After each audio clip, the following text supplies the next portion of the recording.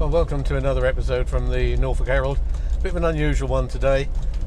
We're off somewhere different. This will be the first time in my ownership of the Herald, which is now approaching 2 years, when I've actually taken her to Norwich, which obviously is the biggest city in the, well, it's the only city, biggest urban settlement in the county of Norfolk,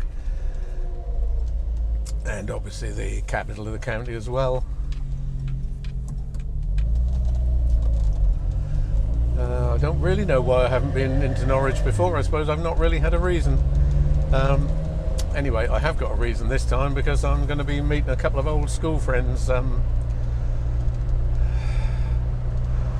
old Norfolk boys gathering, or the meeting of the old farts, or whatever you want to call them. I didn't say that. Anyway, I'm not sure that they'll be brave enough to come on camera, but Hutch and Kelvin, I'm on my way to see you.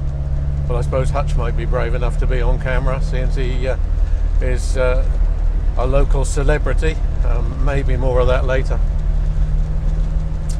Anyway, I've started to do this little broadcast a little bit out of Norwich. We're on the B1108, which is the main road through from Watton to Norwich.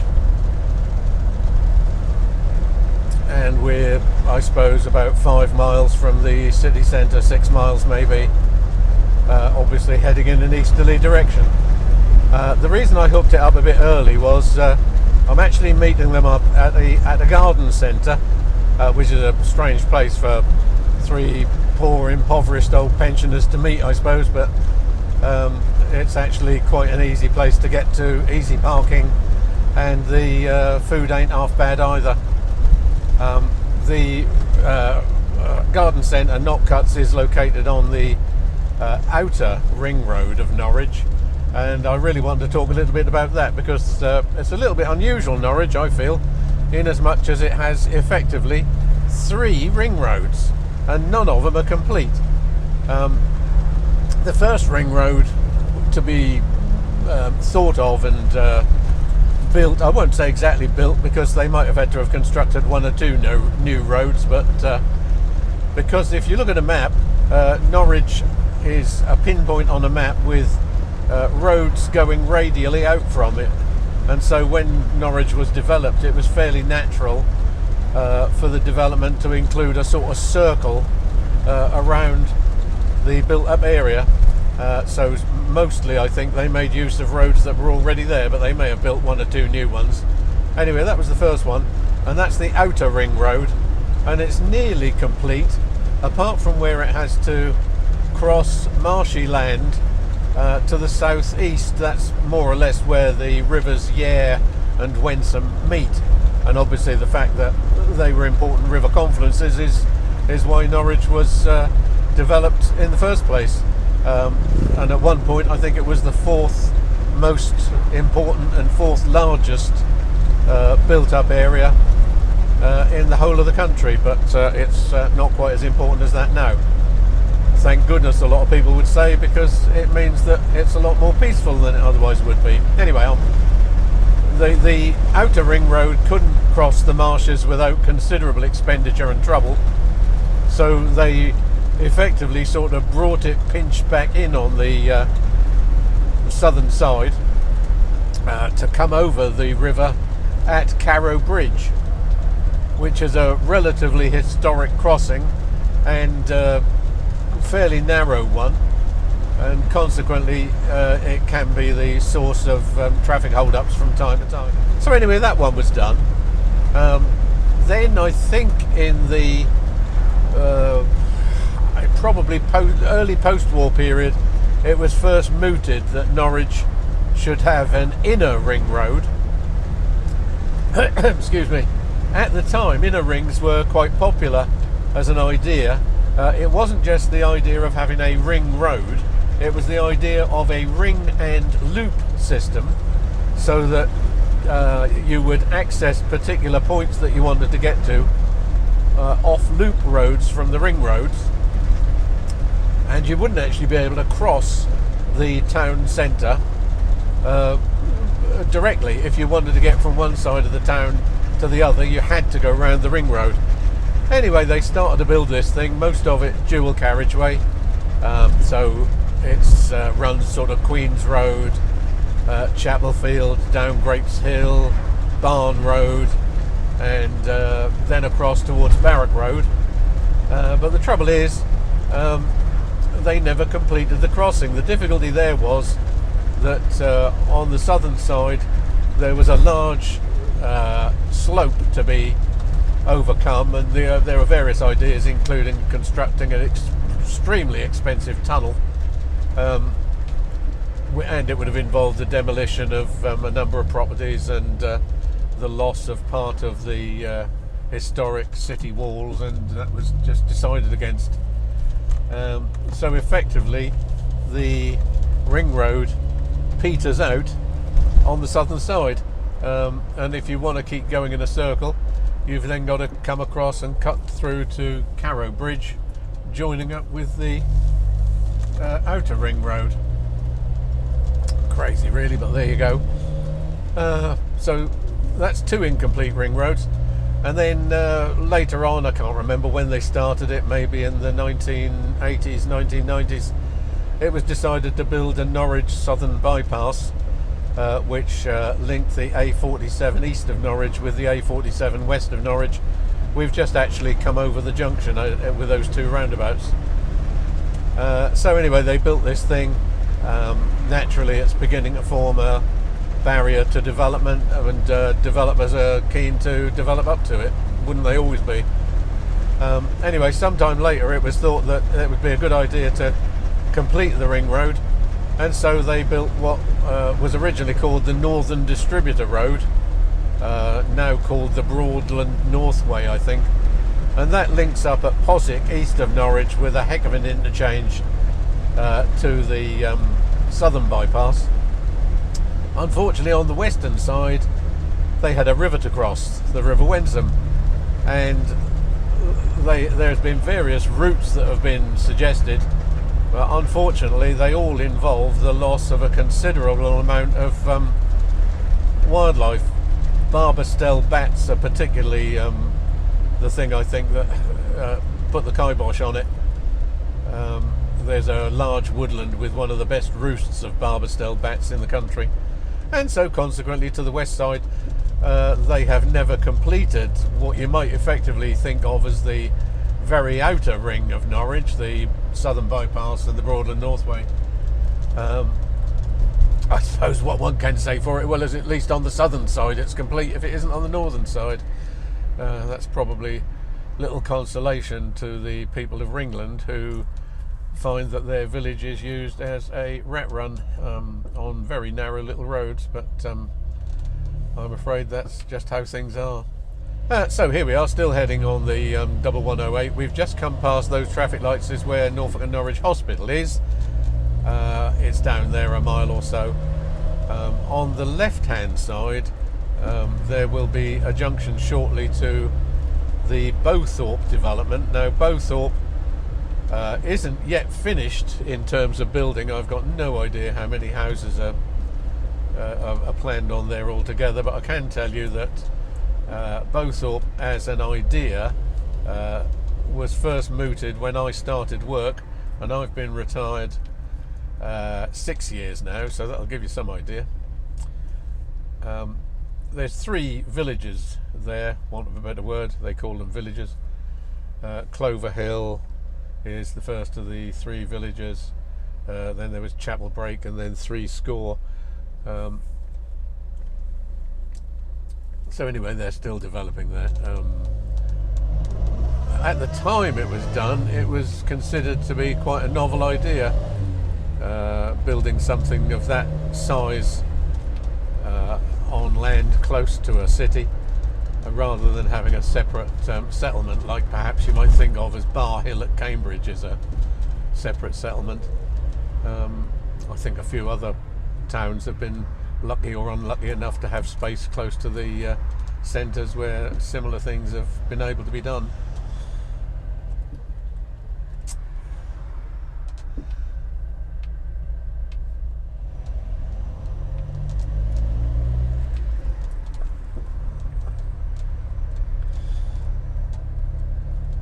And this trawl here is certainly normal for this part of Norwich, because we're now coming up to the junction for the University of East Anglia. So there's always traffic movements taking place around here.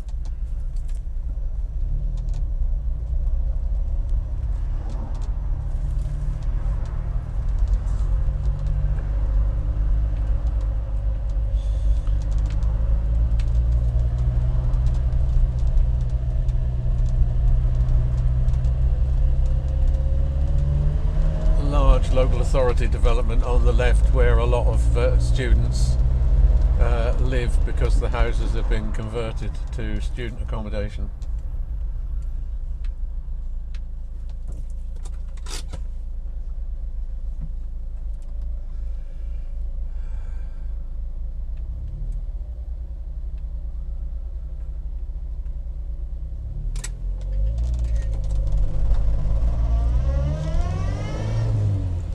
The entrance to the complex there on the right.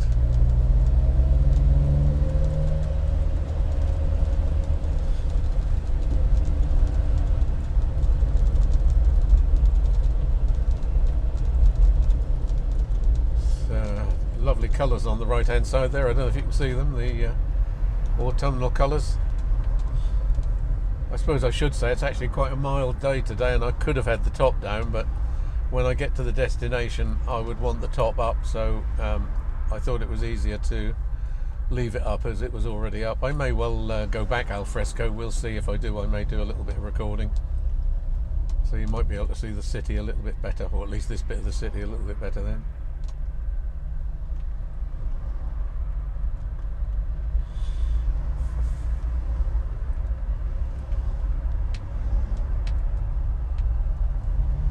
Chaps I'm going to meet this time, we sort of said we'd make it an annual gathering, but we're about I don't know, getting on for 18 months I think since we last did one, so we I think perhaps, bearing in mind our ages, we ought to start making these a bit more frequently, or we'll do relatively few of them.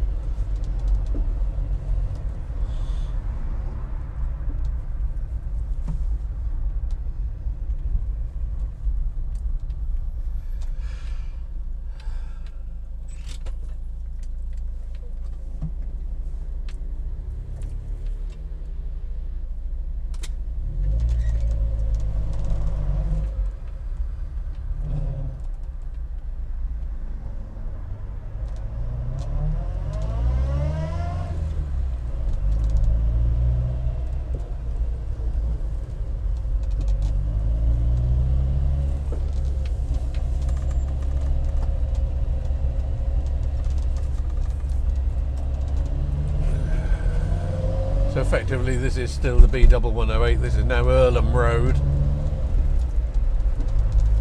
The next junction up ahead will be a roundabout, and that will be the outer ring road that I have told you about.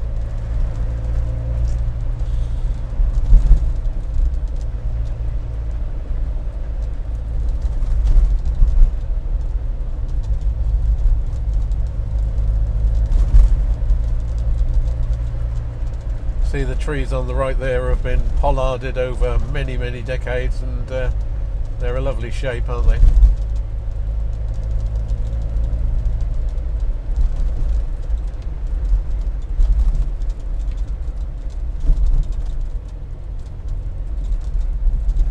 See, we've still got the squeak from the hood where it meets the rail at the front there. I think I'm going to have to put a bit of Vaseline or something on that.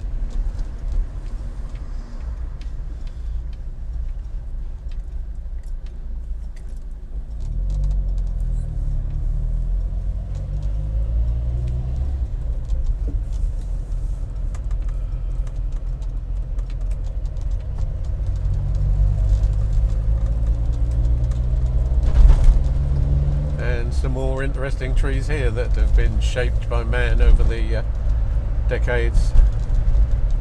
So we're now on the outer ring road. As you can see, single carriageway only.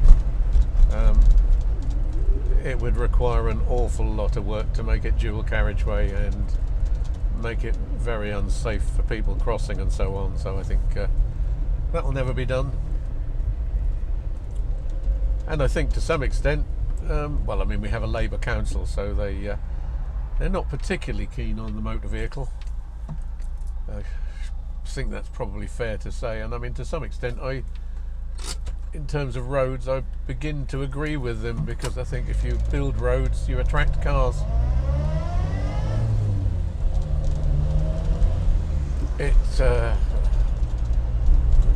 building or improvement of every new road makes journeys quicker for some people, and if journeys are made quicker, then it would tend, in my view, to encourage more people to embark on a journey.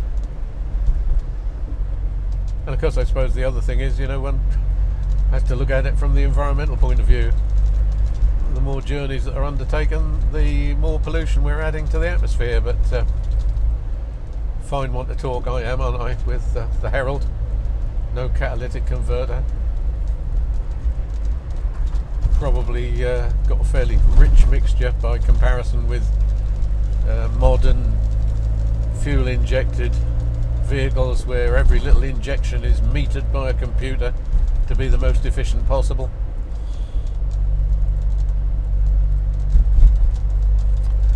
But there, I don't go abroad, so I figure this is my compensation for not going abroad. Beautiful old school there on the right. I don't know if you saw it. Well, it's an ex-school now, I think. Victorian, of course.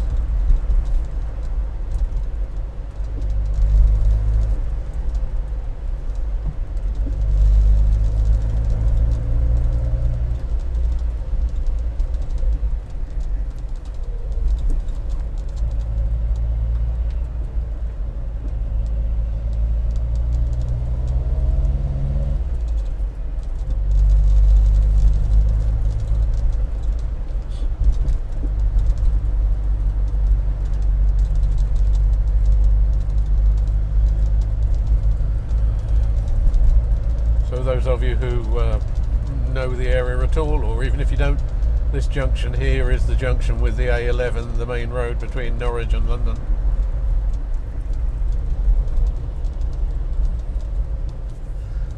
Just checking the time, I'm going to be exactly on time. 12 o'clock I said, and 12 o'clock it will be.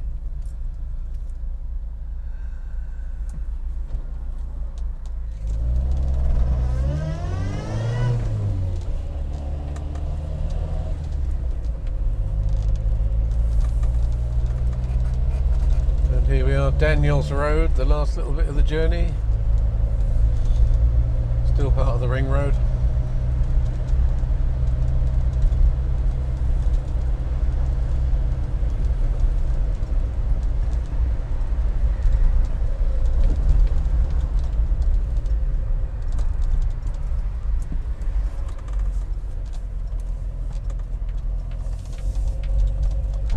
And into the grounds of Knockcuts. And there's two old Norfolk boys awaiting. Well, I'm sorry for the delay. Of course I made it. We had to park right around the back there. Yes, I gather we'll probably be straight over there, yeah.